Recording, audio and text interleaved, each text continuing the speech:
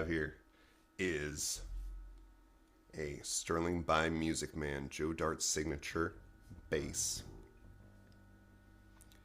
made in Indonesia, 2024 crop, if that comes into focus at all. Notice they still got the plastic on the tuners. They still got the hang tag. I got plastic on the back of the 5-bolt neck here. Like, this thing is brand new.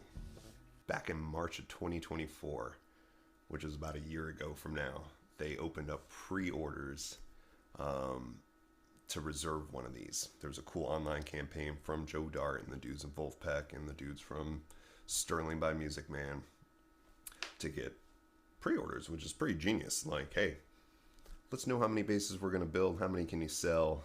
What do we got to put into manufacturing? And they ended up with, anybody have a guess how many? I'll give you a second.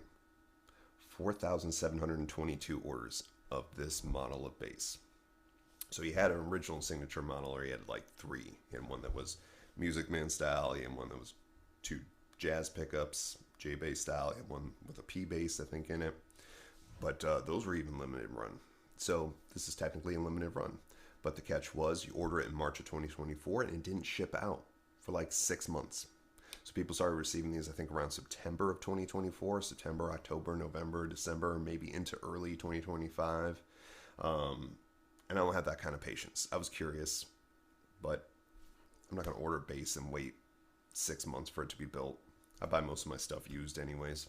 Campaign with this thing was like his proper Ernie Ball Music Man signature was $3,000. This was $399. There's kind of a little catch to that. So it was direct from the manufacturer, and from what I've gathered and understand, well, $399 also needs sales tax and shipping costs. Again, made in Indonesia, shipped out of the United States. People in other countries were saying they were paying upwards of like $900 for this bass. There's no case or anything like that, but they wanted this. So, hey, that's cool. I accidentally came across some on the used market at places like Guitar Center and Sweetwater, which they didn't originally sell in these retail stores, right? They were direct to the consumer. That was part of the marketing campaign. And Guitar Center has one of these listed now for $999.99, as does Sweetwater, as does Reverb. So this $399 bass with no case is now selling for $1,000. After taxes, over $1,000. There are some on Reverb for like $700. I haven't looked too deep into it, but in December of 2024, this popped up on the local used market, like a couple miles down the road from my house.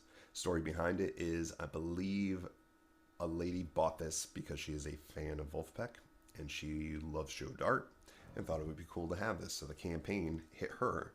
It turns out she's not a musician. She doesn't play, and she wasn't inspired to play. And probably was around Christmas time. They're like, hey, let's free up some money to spend on our kids. So I bought it off the husband, and he confirmed that nobody in the house plays music. He said it's beautiful bass, but he's like, we really have no use for it. I couldn't pass it up. I actually paid less than that $399 retail for this. I figured, hey, I got to give it a shot. Picked it up in December, brought it home, plugged it in. It's like, sounds good. Strings feel really good. These strings are awesome. These Ernie Ball 2805 flats. But I let it hang up on that shelf where that Strat's sitting right now for like the longest time.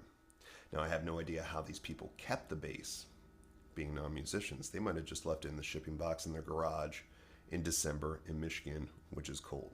So after it had been sitting in here for a while, I picked it back up, plugged it in, and lo and behold, I had this buzzing going on at the first fret, maybe even the second, a little bit at the third, which told me, well, either I had to do a nut adjustment or I would just loosen the tension on the truss rod. So it does have a dual action truss rod, so I got to test that out.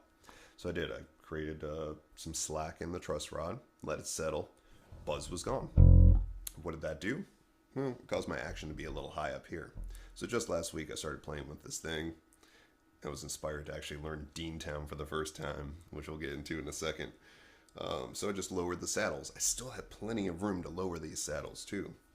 But I lowered them down. I got the action to where I like it. The intonation is pretty spot on. I had to adjust that one a little bit, but it tuned up really nicely. Then I also noticed that the pickup, which is a ceramic humbucking passive pickup, it's really powerful. I noticed that it was just sitting a little too high for comfort of playing, but also it was really boomy and loud. Still sounded good. And I rolled the volume knob off. It only has one volume knob, by the way. Nothing else. No tone. Just one simple volume knob. Toaster knob, as they call it. So when it's up really loud, it's really loud. So to mitigate that, right, you already hear this bright trebly tone. By rolling it back just a little bit, I feel like it kind of smooths it out. I am just running this kind of flat through an Ampeg Micro VR direct into my interface, and that's the sound I'm getting. I might have the gain up a little bit just because I like a little extra gain. But I love how this thing sounds. And the versatility, as Joe Dart says, is in the fingers. How hard you pluck, where you play on the neck, and that's super true. Like, I like to play most of my music mans around the pickup, maybe a little bit towards the neck, in front of the pickup.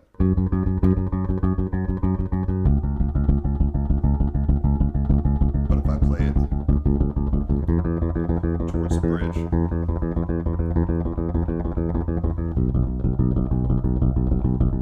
or maybe right over the pickup,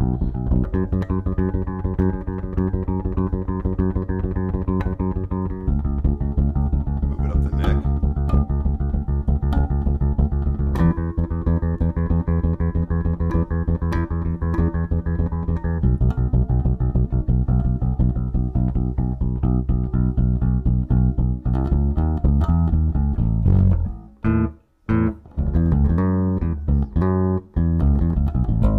right, like you can get different tones out of it. It is pretty versatile, but it's also, I love basses like that. I like to set it and forget it, and do that with most of my basses, especially if I'm playing a live show. Like I don't want to be changing tones on the sound guy or the listener. I want a consistency, and you kind of get that with this, and you get a little bit of variation with where you play it in your dynamics.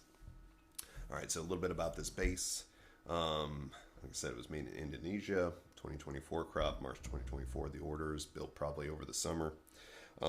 They do feature a maple body, which is like, I don't have any basses that have a maple body, and it's a soft maple. And I have noticed with people posting videos and pictures that some of these look like they come in 2 or 3 piece sections. This one, I think I lucked out, seems to be one solid piece. I don't use your eyes. You tell me if it's more than one piece. I think it's pretty sweet. The neck's got some pretty cool grain on it. The finish on it, if there is any, is super smooth. So let's go over a little bit of the specs. That soft maple body, but hard maple neck and board. It does seem to be 2 individual pieces. And it's your typical 34-inch scale, you know, from the bridge to the nut.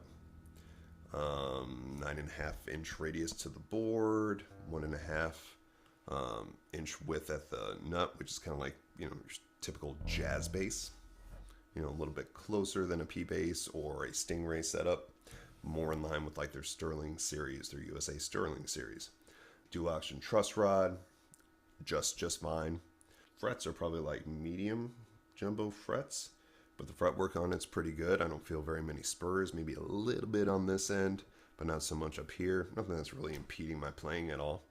That passive ceramic humbucker, which talk about how powerful that is. I can actually probably stand to lower this a little more, which is how I have it on most of my Stingrays over here. Just a little bit lower. I think it opens up the sound a lot more. And these Orney Ball 2805 flats that are on it, that sounds so good and they feel so good.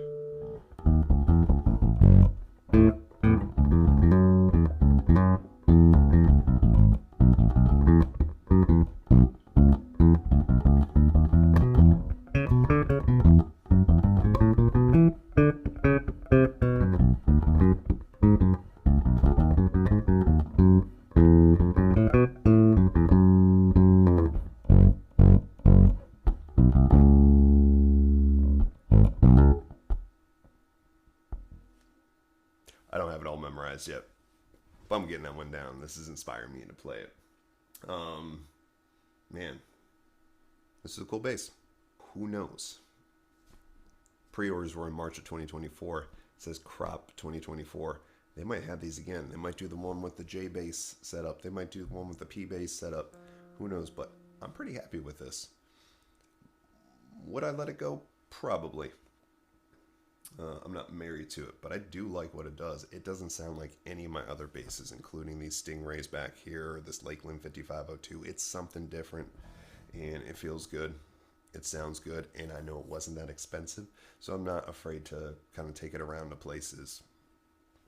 I would probably gig with this bass, but mostly I play 5 strings when I gig, just so I don't have to bring multiple basses and tune to different things.